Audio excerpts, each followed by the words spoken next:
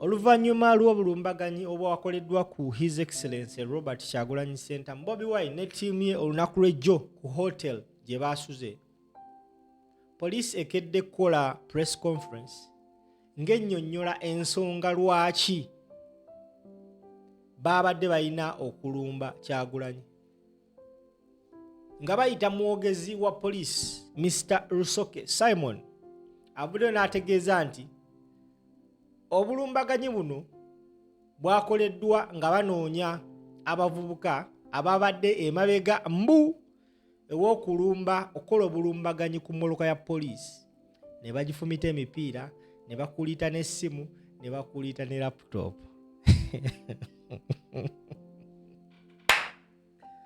Munansonyiwa oseka. Naye njagala tuwulirize ebigambo by'omwogezi wa poliisi Mr. Rusoke Simon ng'ayogerako eri bannamawulire ayogedde bw'ati. Ky'obonkolera kiri kimutambuza vidiyo. Tugenda kunnyonnyoka ensonga eno. Vidiyo eyinza okuba empanvumu naye nsaba ogiwa obudde. Mr. Rusoke ayogedde bw'ati. Constitution etuwa eddembe erikuuma buli muntu. So Joe bwe twabadde tuli mabega wa convoy ya Honorable Kyagulanyi ne ttiimu ye waabuuseeyo abavubuka abamu mu ttiimu ye ne bava ku motoka yaabwe ne bablockinga one of our pickups ne bagifumita oba bagifumise biki emipiira gyonna ena yonna emotoka n'etuula. Tebaakomyawo ne batwala laptop ne batwala ensawo ya omu mu baana ababadde mu motoka eyo ne bamenya n'ekisumuluzo eky'emmotoka nga then ne batwala ne liters 20 ag'amafuta agabadde ku motoka eyo nga twagala okulabula nti emizeejo nga Uganda Police Force tetugenda jikkiriza.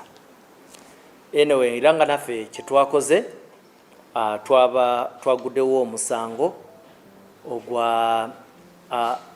twaguddewo emisango omuli robbery ne malicious damage era nga twakutteyo mu bantu baabwe twakutteyo abantu 10 nga mwe muli Sembusi Precious Paul, Bukenya Ismail, Lokoro Liberty na Bukenya Mastura, Waiswa Raston, Nasozi Hope, Salima Kagwa, Kamulegea Regan, Katamba Steven ne Lubega Alison.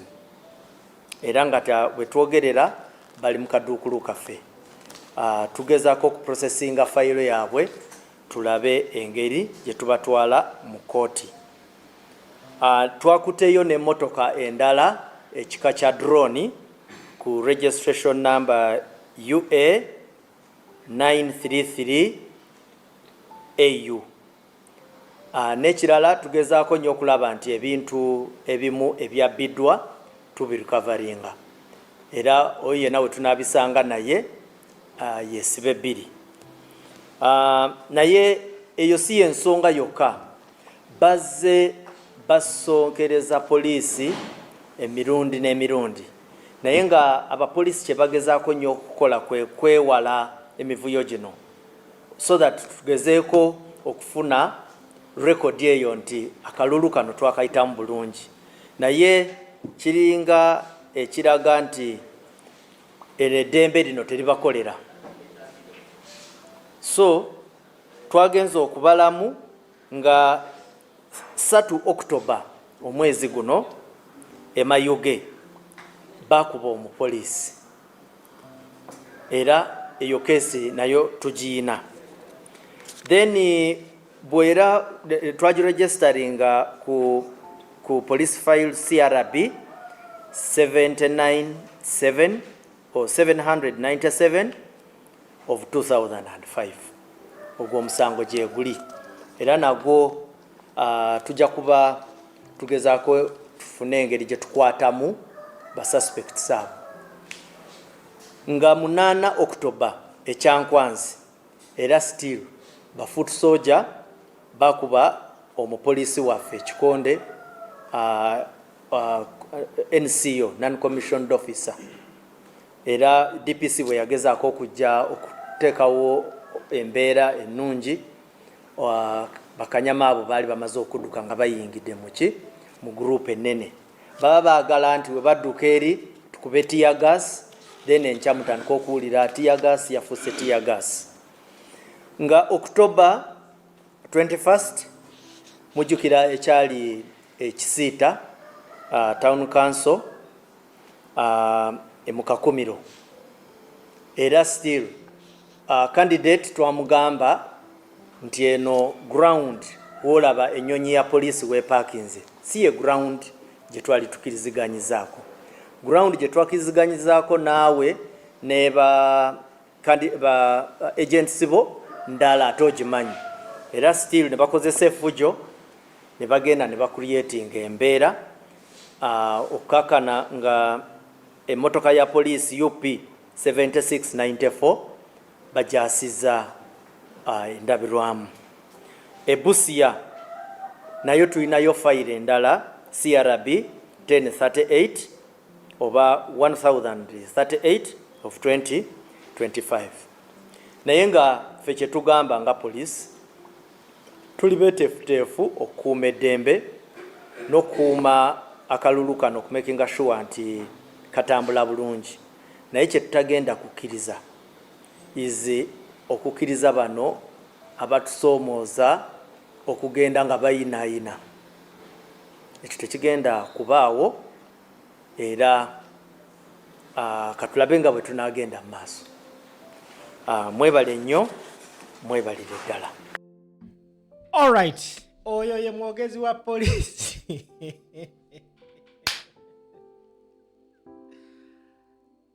gwe wenna akyabuusabuusa nti Kyagulanyi Ssentamu Robert Bobi Wine ne NUP batadde Museveni ne gavumenti ye ku nninga nkusaasidde ebigambo ebyogeddwa omukulu oyo ndowooza obiwulidde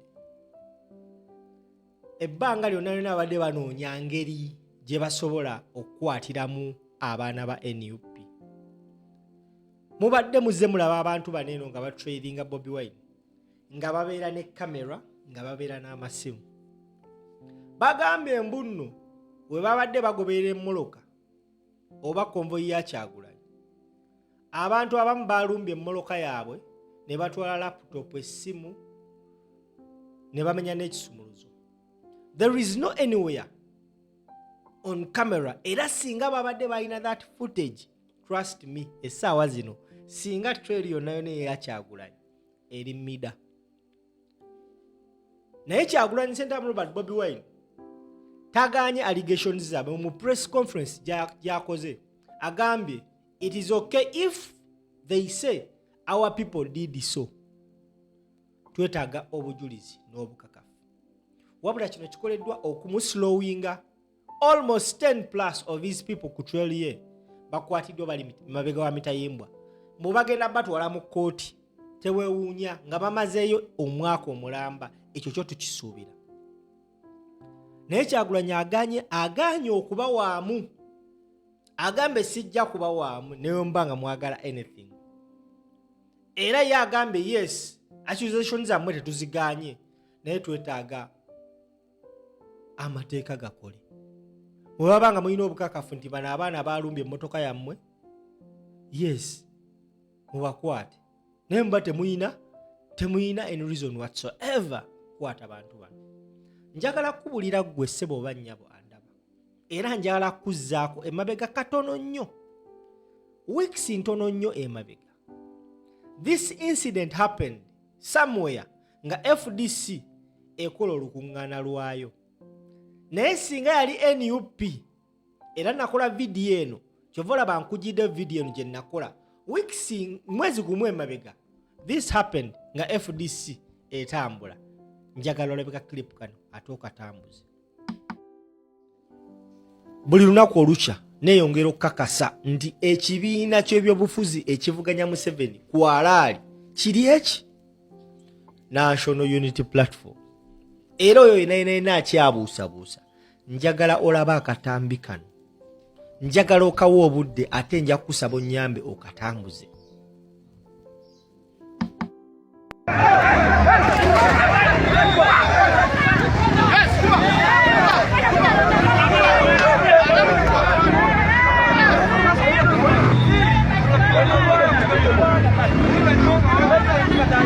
Abadasa bajayo waya. 1 minute as our president, you.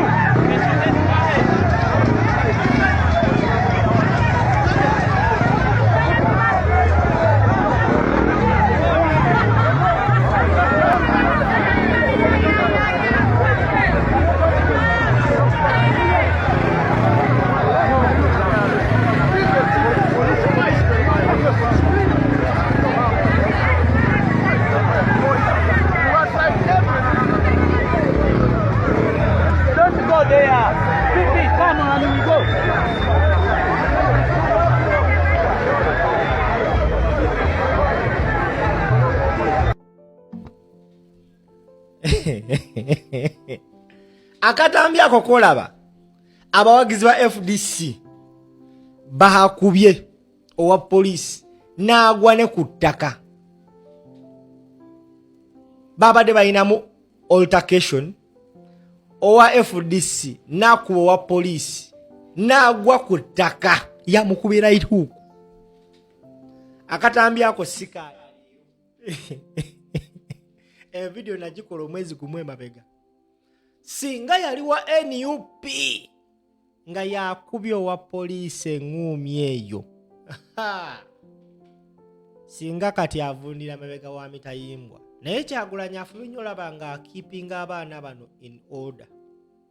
Era mu abapoliisi we muba mugamba ddala abaana bano bakoze ekintu ekyo. I think the public needs to see the evidence. Kuba toyina whatsoever nsonga yona gyolina tukakasa ffe abantu nti bano abaana basobola okuvandalizing emmoloka ya poliisi. Ate mu mbeera y'emu kisoboka okubawo abantu abeerimbise mu NUP because abaana abatambula ne Kyagulanyi Center mu Robert Bobi Wine ba foot soldier abali affiliated to the party, they are all well known. NUP teyina buvunaanyizibwa ku bantu beesanze gye bagenze. Ekyo ndowooza n'omwana omuto akitegeera. So eyo embeera yabaddewo era bye bigambo by'omwogezi wa poliisi. Tambuza video.